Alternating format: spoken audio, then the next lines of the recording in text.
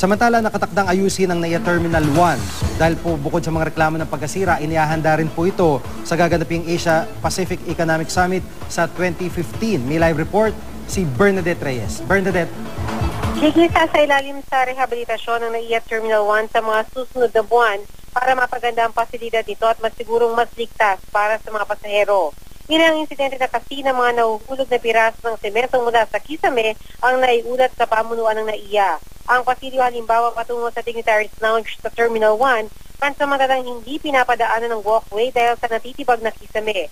Ayon sa Department of Transportation and Communication, ipapaayos na raw ang palitada sa palibot ng terminal.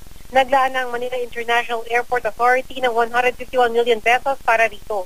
Tatagal daw ng 8 buwan ang pagpapalit ng palitada. Papagandahin din ang disenyo ng terminal. Gagawin itong mas maaliwalas ngayon, crowded na raw kasi ang terminal. Ang pagsasaayos ng NAIA Terminal 1 ay bahagi na rin ng paghahanda sa gaganaping Asia Pacific Economic Summit o APEC sa Pilipinas sa taong 2015 kung saan pupulong sa bansa ang pinakamatataas na opisyal mula sa rehiyon ng Asia Pacific. Jiggy? Maraming salamat, Bernadette Reyes.